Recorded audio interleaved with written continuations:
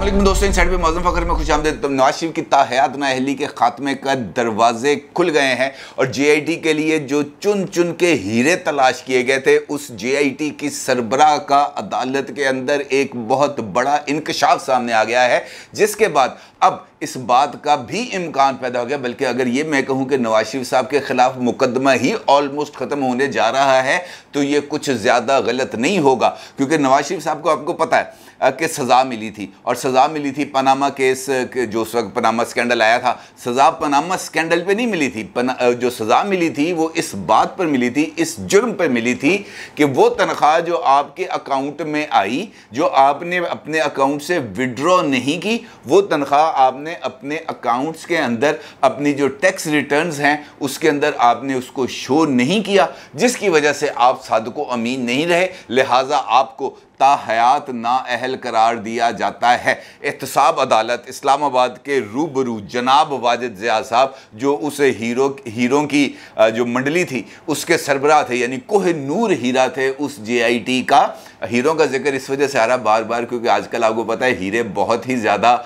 गुफ्तगू में इन हो चुके हैं। जब से 5 कैरेट और 3 कैरेट हीरे की वो जो ऑडियो सामने आई है, लेकिन ये जो JIT के हीरे हैं इसका जिक्र तो खुद अदालत उज़्मा ने अपने रिमार्क्स में किया था कि ये हीरे हमने व्हाट्सएप के ऊपर चुन चुन के जमा किए हैं। उनका ये कहना है जनाब वाजिद ज़िया साहब का अदालत में ऑन रिकॉर्ड कि नवाज शरीफ साहब का कंपनी से तनख्वाह लेने का कोई मुसद्दका सर्टिफिकेट हमारे पास नहीं, यानी इस बात का कोई सबूत नहीं है कि कंपनी ने, यानी फ्लैगशिप ने, यानी वो जो कंपनी है क्या नाम है उसका, WZ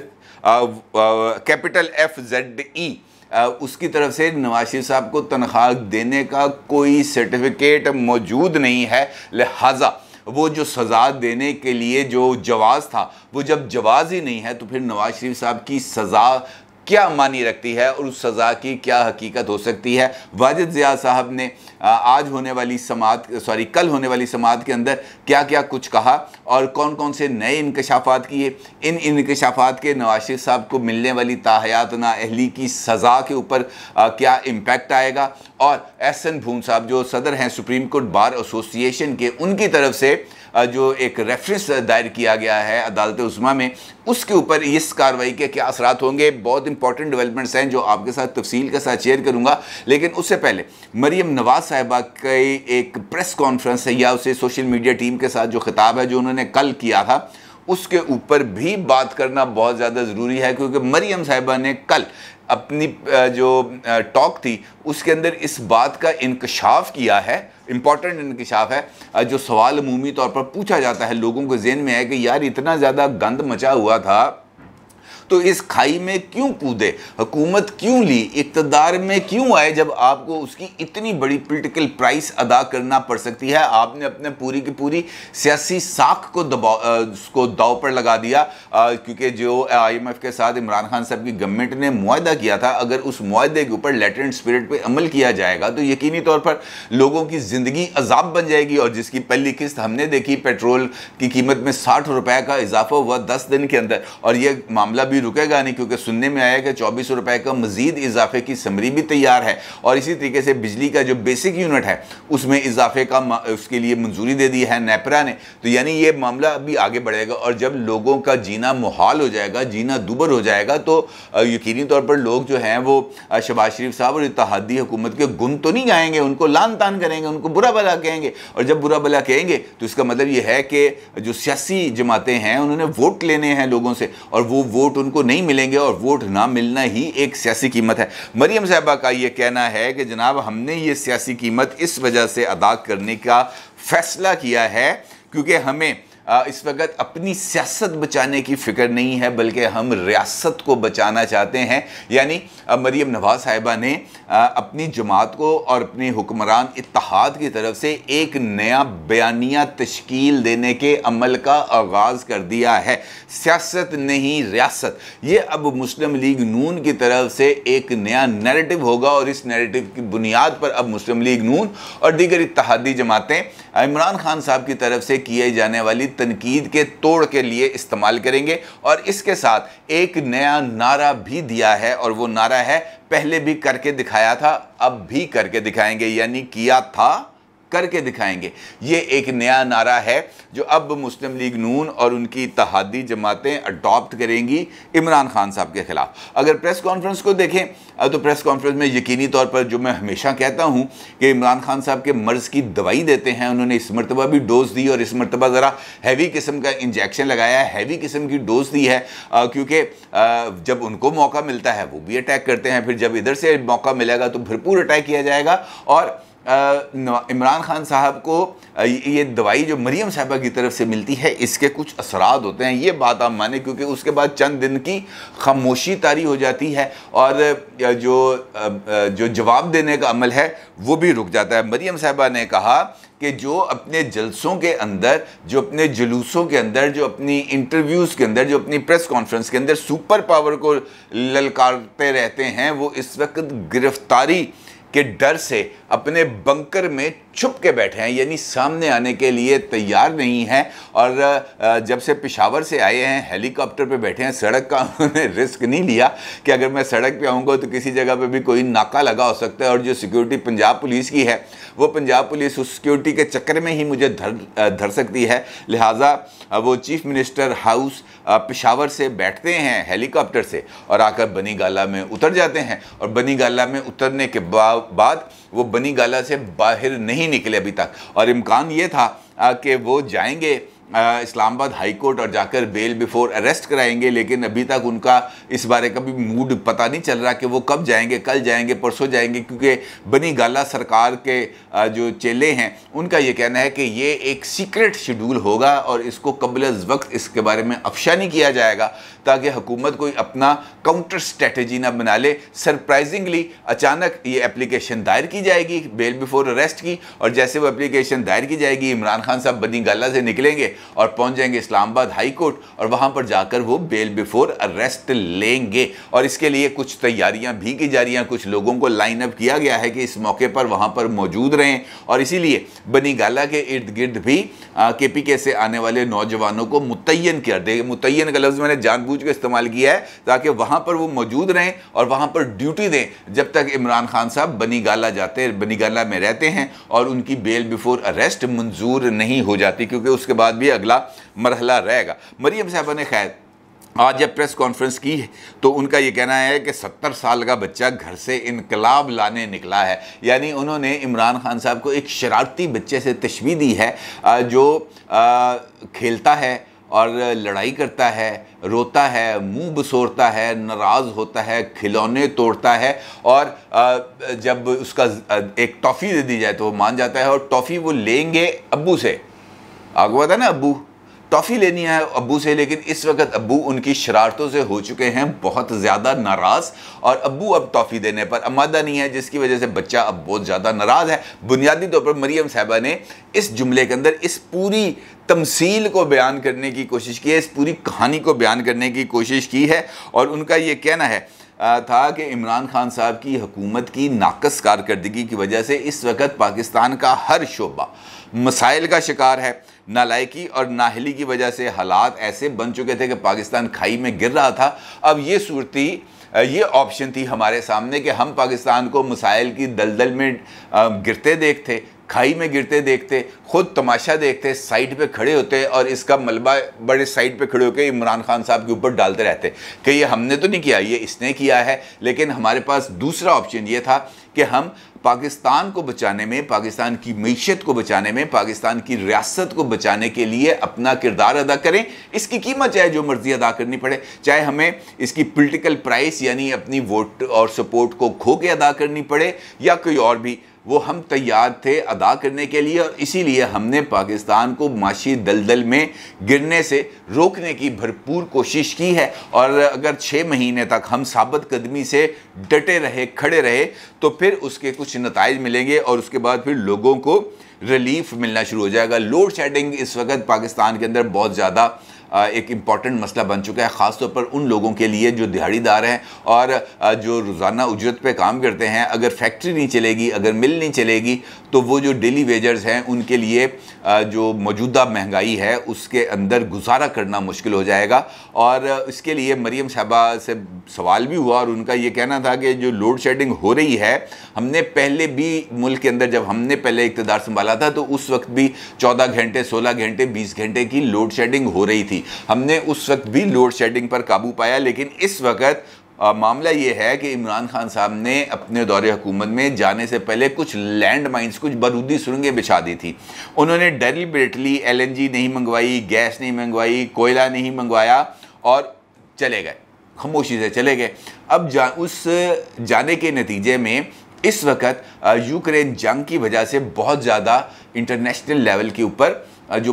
कीमतें हैं वो बढ़ चुकी हैं। लेकिन इसके बावजूद चीज़ें मंगवाने और बिजली घरों को चलाने की कोशिश की जा रही है। सर्कुलर डेट जो है वो 2400 अरब रुपए तक पहुंच गया है। IPPs को पेमेंट्स नहीं हुई। कोशिश कर रहे हैं कि जल्द से जल्द ये जो लोड शेडिंग है इस पर काबू पाया जाए। और साथ उन्होंने खुर्रम दस्तगीर को कहा कि भाई चुप करके ना बैठो, बाहर निकलो और आके लोगों को जवाब दो, क्योंकि लोड शेडिंग के ऊपर वाक़तन जवाब देने पड़ेंगे। खैर, ये जो सियासी गुफ्तगू होती है इसके अंदर बुनियादी तौर पर अपने दूसरे के मौक़िफ़ को बातिल करार देना होता है और अपने मौक़िफ़ के बारे में ये बताना होता है कि जनाब हम जो कर रहे हैं बिल्कुल ठीक है, वो जो कर रहा है गलत है। जब नून लीग की अब गवर्नमेंट है वो भी ये कर रही है, जब पाकिस्तान तहरीक इंसाफ की हुकूमत थी वो भी ये करती रही है, वो भी मलबा डालते रहे हैं पिछलों पर और ये भी मलबा डाल रहे हैं पिछलों पर। लेकिन जो ड्राइविंग सीट पर बैठा होता है बुनियादी तौर पर जिम्मेदारी उसकी होती है कि उसने गाड़ी को चलाना है, सही सिमत में चलाना है, कंधे से नहीं मारनी, जो सवारियां हैं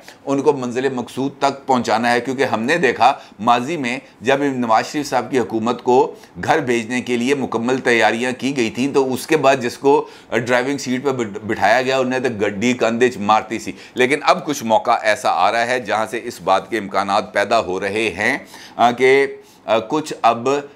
जो गलती है उसका शायद एहसास कर लिया गया है। और इसीलिए आज जो JIT का कोह-ए-नूर हीरा था, यानी JIT के सरबरा जनाब वाजिद ज़िया साहब, वो एहतसाब अदालत में पेश हुए और एहतसाब अदालत के अंदर जो फ्लैगशिप रेफरेंस की समाअत हुई और वहाँ पर जिरा की गई। नवाज शरीफ साहब के जो वकील थे उन्होंने, ख्वाजा हारिस साहब, उन्होंने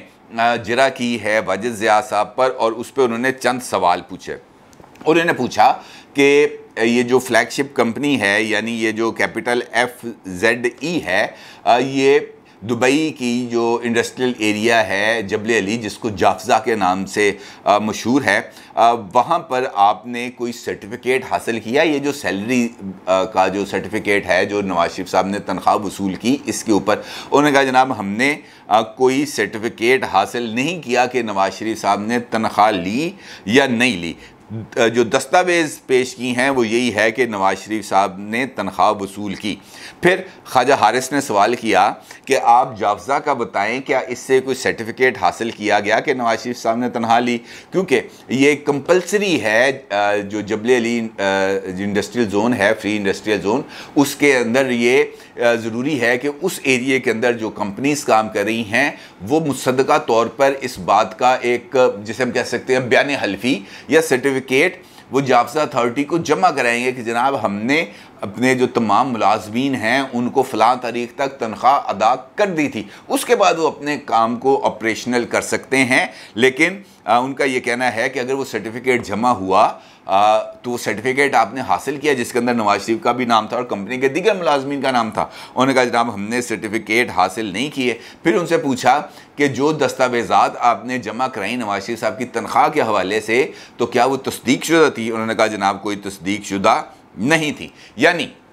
ये तो मैंने आपको थोड़ी सी जिरा का हवाल इस वजह से बताया कि वो जो मौक़िफ़ मैं आपके सामने रखना चाहता हूँ वो ज़रा थोड़ा सा क्लैरिटी में आपके सामने है। बुनियादी तौर पर केस क्या था? केस था पनामा के अंदर कुछ डॉक्यूमेंट्स थे जो लीक किए गए और जिसके अंदर ये बताया गया कि जनाब पाकिस्तान के अंदर या दुनिया भर में मौजूद लोगों ने ऑफशोर कंपनीज बनाई और इन ऑफशोर कंपनीज के ज़रिए जो सरमायाकारी की है मुख्तलिफ ममालिक के अंदर मुख्तलिफ कारोबार के अंदर वो की गई। उसके अंदर नवाज शरीफ साहब की फैमिली का भी जिक्र आया, जिसके अंदर ये कहा गया कि उन्होंने लंदन में पार्क लेन के एरिए के अंदर जो फ्लैट्स थे वो लिए थे, और वो फ्लैट्स भी पनामा के अंदर मौजूद ऑफशोर कंपनीज़ के ज़रिए लिए थे। ये था बुनियादी केस। अब जब ये केस चला और इस केस के लिए एक बेंच बनाया गया, उस बेंच ने आगे से एक बना दी JIT इन्वेस्टिगेशन के लिए, और JIT के लिए कुछ हीरे को सिलेक्ट किया गया, जिसके बारे में खुद कहा साकिब निसार साहब ने कि हमने चुन चुन के हीरे इकट्ठे किए थे, और अजमत शेख साहब ने वो हीरे इकट्ठे किए गए और उन हीरों ने तहकीकात की, और तहकीकात के जो 10 वॉल्यूम से वो सुप्रीम कोर्ट ऑफ पाकिस्तान में जमा करा दिए गए, जिसके अंदर ये बात उन्होंने जो नुक्ता निकाला नवाज शरीफ साहब की नाअहली का, वो ये था कि इन्होंने अपने बेटे से तनख्वाह ली, लेकिन वो तनख्वाह अपने गोशवारों में जाहिर नहीं की, और तनख्वाह को छुपाना बुनियादी तौर पर खिलाफ वर्जी है आर्टिकल 62(1)(f) की, जिसकी सज़ा है ताहयात नाअहली। लिहाजा नवाज शरीफ साहब को ताहयात नाअहल कर दिया गया और वो वजारत उज़्मा से हट गए। अब ये जो इंकशाफ आया है वाजिद ज़िया साहब का सामने कि जनाब नवाज शरीफ साहब की जो तनख्वाह की वसूली के हवाले से जो सर्टिफिकेट थे, नंबर 1 वो मुसद्दका नहीं था, यानी वो जो था वो उसके लिए जो कौंसलेट था उसने उसके ऊपर अटेस्टेड की स्टैंप नहीं लगाई। दूसरा, वो जो जाफजा अथॉरिटी है वहाँ पर जो सर्टिफिकेट जमा कराया जाएगा वहाँ पे वो वसूल किया जाएगा, और फिर वो अगर जाफजा अथॉरिटी से लेंगे तो वो उसकी तस्दीक करेंगे। वाजिद ज़िया साहब ने इनफैक्ट इस बात को तस्लीम कर लिया कि उन्होंने नवाज शरीफ साहब का सैलरी सर्टिफिकेट लेने के लिए ना जाफजा अथॉरिटी को ख़त लिखा, और ना ही उन्हें इस बात का इल्म था कि जाफजा अथॉरिटी से उन्होंने कोई ख़त वसूल भी करना है, कोई डॉक्यूमेंट लेना भी है, उनको नहीं पता था। लिहाजा उन्होंने जो दस्तावेज़ात उन तक पहुंची उन्होंने उसी की बेस पर सुप्रीम कोर्ट में बता दिया, और सुप्रीम कोर्ट ने उसी की बेस पर नवाज शरीफ साहब को दे दी सज़ा। अब इसके बाद जो मुख्तलिफ डेवलपमेंट्स हैं वो हमारे सामने रहीं। जज अरशद मलिक साहब का जो बयान है, जो वीडियो बयान है, वो रिकॉर्ड पर मौजूद है कि किस तरीके से उनको प्रेशराइज करके जो रेफरेंसेस हैं उस पर नवाज शरीफ साहब को सज़ा दिलाई गई। उनका वीडियो बयान है जो इस्लामाबाद हाई कोर्ट के रिकॉर्ड का हिस्सा है। उसके बाद राना शमीम साहब का बयान हल्फी सामने आया कि किस तरीके से साकिब निसार साहब ने अपने ओहदे का इस्तेमाल किया, और उसके ऊपर अभी कंटेम्प्ट ऑफ कोर्ट की प्रोसीडिंग्स चल रही हैं राना शमीम साहब के खिलाफ, जो गिलगित बल्तिस्तान के चीफ जज थे। यानी नवाज शरीफ साहब की सज़ा अभी तक एक कंट्रोवर्शियल अमल है, और अगर ये बात साबित हो जाती है इस एहतसाब अदालत के अंदर कि नवाज शरीफ साहब को वो तनख्वाह मिली नहीं, या नवाज शरीफ साहब की तनख्वाह लेने का कोई सबूत ही नहीं है, तो इसका मतलब ये है कि नवाज शरीफ साहब को जिस इल्ज़ाम में ताहयात नाअहली की सज़ा दी गई वो वजह ही ख़त्म हो जाती है, और जब वो वजह ख़त्म हो जाती है तो नवाज शरीफ साहब की लाहमाहला जो ताहयात नाअहली है वो ख़त्म हो जाएगी। और ताहयात नवाज शरीफ साहब की नाअहली के ख़ात्मे का मतलब ये है कि मुस्लिम लीग नून अपने पैरों पर खड़ी हो जाएगी, और अगर ये सब कुछ हो जाता है जिस तरह मैं आपसे गुजारिश कर रहा हूँ, तो उसके नतीजे में पाकिस्तान के अंदर एक नया पॉलिटिकल ट्रेंड सामने आएगा, और नया पॉलिटिकल ट्रेंड सामने आने का बेनिफिशरी तो यकीनी तौर पर मुस्लिम लीग नून होगी, लेकिन उसका नुकसान सिर्फ़ और सिर्फ इमरान खान साहब को होगा। और देखना यह है कि ये अदालत कितनी जल्दी फ्लैगशिप रेफरेंस के ऊपर अपनी समाअत मुकम्मल करके फैसला देती है, क्योंकि उसके बाद ही फ्यूचर कोर्स ऑफ एक्शन तय होगा, और फिर इस केस की बुनियाद पर वो सज़ा जो है जो सुप्रीम कोर्ट ने दी थी वो चैलेंज होगी, और उसके बाद वो रिवर्स होगी, और वो रिवर्स होने के बाद इसका मतलब ये है कि वो रिवर्सल का सारे के सारे अमल का आगाज़ होगा जो 2018 के बाद शुरू हुआ था, और वो तमाम के तमाम इक़दामात आहिस्ता आहिस्ता वापस होंगे। अपनी राय का ज़रूर इज़हार कीजिएगा। आपका बहुत शुक्रिया। अल्लाह।